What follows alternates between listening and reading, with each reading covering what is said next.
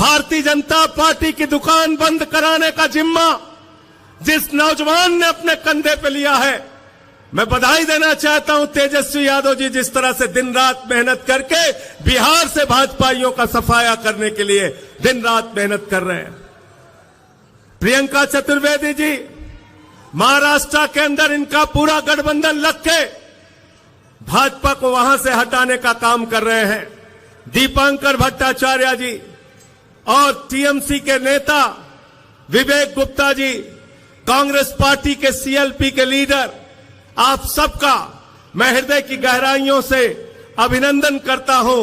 और आज जो सामने यहां पर इतनी बड़ी तादाद में इकट्ठा हुए हैं, अपने नेता हेमंत सोरेन के लिए इकट्ठा हुए हैं, आप ये संदेश देना चाहते हैं, भगवान बिरसा मुंडा की धरती से नरेंद्र मोदी को संदेश देना चाहते हैं कि पूरे देश का आदिवासी समाज इस बार तुम्हारी जमानतें जब्त कराने का काम करेगा। बताओ तैयार हो कि नहीं तैयार हो?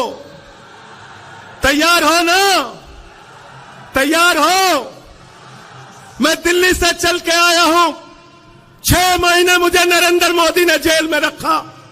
हमारे सबसे बड़े नेता अरविंद केजरीवाल जी जेल में है, मनीष सिसोदिया जेल में है, सत्येंद्र जेल में है, पूरी पार्टी को पकड़ पकड़ के जेल में डाल रहे हैं। झारखंड के सबसे लोकप्रिय नेता भाई हेमंत सोरेन को तुमने जेल में डाल दिया मोदी जी। केजरीवाल का संदेशा है, पूरी दिल्ली, पूरा देश झारखंड के साथ है, आपकी लड़ाई में आपके साथ खड़ा है, डरने की जरूरत नहीं है।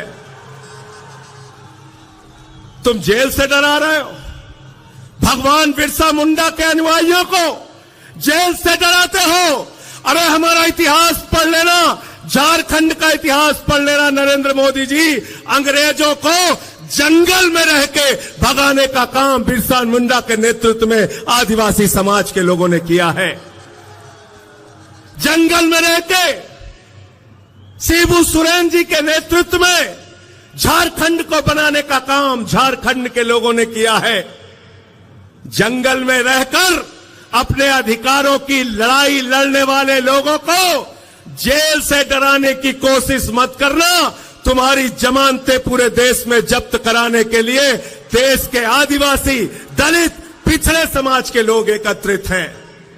बिल्कुल ठीक कहा दीपांकर भाई ने, पूरे हिंदुस्तान में बाबा साहब डॉक्टर भीमराव अंबेडकर जी का संविधान चलता है। हम सब लोग बाबा साहब डॉक्टर भीमराव अंबेडकर के संविधान को मानते हैं। भारत तो बाबा साहब के संविधान को मानता है, लेकिन भाजपाई नागपुर के संविधान को मानते हैं, नागपुर के संविधान को। और नागपुर का संविधान क्या कहता है? नागपुर का संविधान कहता है दलितों का आरक्षण खत्म करो, आदिवासियों का आरक्षण खत्म करो, पिछड़ों का आरक्षण खत्म करो, चुनाव खत्म करो, नरेंद्र मोदी की तानाशाही इस देश में लाओ। मैं आपसे कहना चाहता हूं, ये अंतिम चुनाव है मेरे भाइयों। इस बार चुनाव में इनकी जमानतें जब्त कराकर इनको हराने का काम करना और कहना हम देश का संविधान बदलने नहीं देंगे। बताओ, इस लड़ाई में आप लोग तैयार हो? हाथ उठा के संविधान बचाने के लिए तैयार हो? लोकतंत्र को बचाने के लिए तैयार हो? अरे ये वोट की ताकत जो आपसे छीनी जा रही है, उस ताकत को बचाने के लिए तैयार हो ना? आरक्षण को जो खत्म करने की भाजपा ने कोशिश की है, उसको बचाने के लिए तैयार हो कि नहीं हो? क्या कहते हैं भाजपाई?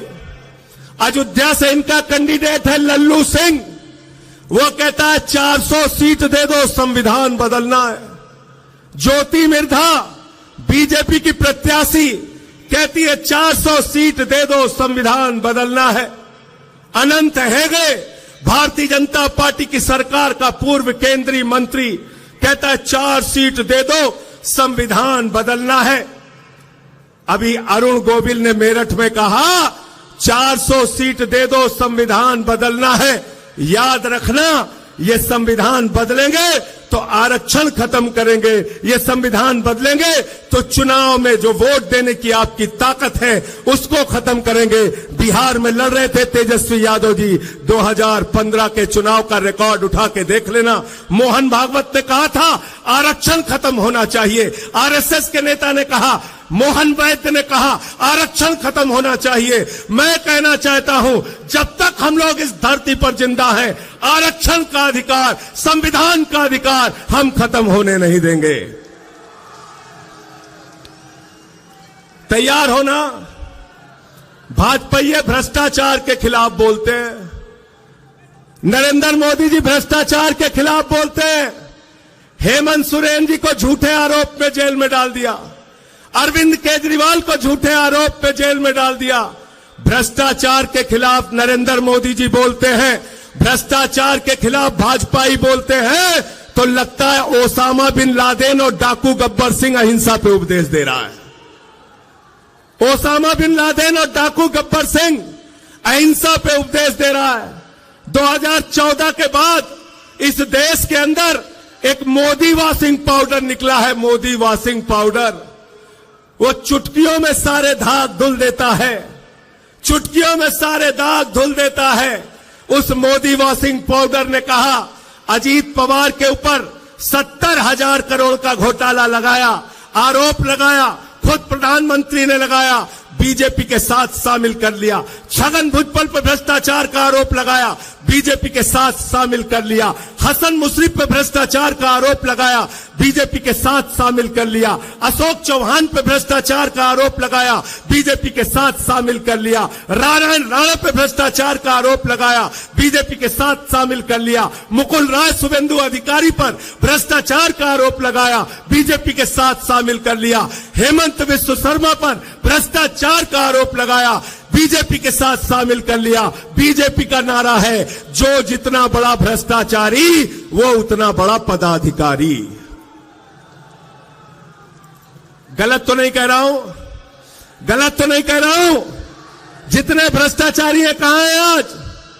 मोदी जी कहते हैं भ्रष्टाचारियों को नहीं छोड़ूंगा, ये मोदी की गारंटी है। मैंने कहा मोदी जी बिल्कुल आप ठीक कहते हैं, आप एक भी भ्रष्टाचारी को नहीं छोड़ेंगे, ये मोदी की गारंटी है। भ्रष्टाचारियों को नहीं छोड़ूंगा, इस बात की गारंटी है। पूरब से लेकर पश्चिम तक, उत्तर से लेकर दक्षिण तक सारे भ्रष्टाचारियों को बीजेपी में शामिल करूंगा, इस बात की गारंटी है। गलत तो नहीं कह रहा हूं। सारे बेईमान कहां हैं आज? सारे बेईमान किस पार्टी में हैं? जोर से बोलिए, जोर से बोलिए। बीजेपी में, बीजेपी में। और भ्रष्टाचार के खिलाफ प्रधानमंत्री बोलते हैं, भ्रष्टाचार के खिलाफ आवाज उठाते हैं। अभी हमारे भाई सीएलपी के लीडर कह रहे थे बुजुर्गों के लिए पेंशन की योजना आप लेके आए, स्कूल बनाया, अस्पताल बनाया। केजरीवाल जी प्रचार करते हैं, कहते हैं स्कूल बनाएंगे, अस्पताल बनाएंगे। हेमंत सोरेन जी प्रचार करते हैं, कहते हैं स्कूल बनाएंगे, अस्पताल बनाएंगे, बुजुर्गों को पेंशन देंगे, आदिवासी समाज के लिए काम करेंगे, दलितों के लिए, पिछड़ों के लिए काम करेंगे। भगवंत मान जी, अखिलेश यादव जी अपनी रैलियों में जाते हैं, तेजस्वी यादव अपनी रैलियों में जाते हैं, कहते हैं स्कूल बनाएंगे, अस्पताल बनाएंगे, पेंशन देंगे, बेरोजगारी भत्ता देंगे। नरेंद्र मोदी जी चुनाव प्रचार में जाते हैं, कहते हैं भाइयों और बहनों, गांव गांव में कब्रिस्तान है तो शमशान होना चाहिए कि नहीं होना चाहिए? क्या कहते हैं? क्या कहते हैं? भाजपाई शमशान बना सकते हैं, आपके बच्चों के लिए स्कूल और अस्पताल नहीं बना सकते। याद रखना, याद रखना। इसलिए आपसे निवेदन और विनती करने के लिए आया हूं, और दिल्ली के मुख्यमंत्री केजरीवाल जी का संदेश, उनके तरफ से धन्यवाद और आभार देने के लिए भी आया हूं। जब कोरोना के समय में दिल्ली के अंदर लोगों की जान जा रही थी, प्रधानमंत्री से हमने कहा ऑक्सीजन दे दो, प्रधानमंत्री जी ने कहा ताली बजाओ कोरोना ठीक हो जाएगा, थाली बजाओ कोरोना ठीक हो जाएगा, दिया जलाओ कोरोना ठीक हो जाएगा। लेकिन आपके झारखंड के मुख्यमंत्री के हम सब लोग एहसानमंद हैं कि झारखंड के मुख्यमंत्री हेमंत सोरेन ने कहा दिल्ली वालों को ऑक्सीजन झारखंड की धरती से जाएगी, हम दिल्ली के लोगों को मरने नहीं देंगे। यह आपका एहसान है, हम भूले नहीं है। इसलिए आपसे कहना चाहते हैं, इस लड़ाई में हम आपके साथ हैं। हमारी 2 वीरांगनाएं यहां पर बैठी हैं। अरे जब घरों से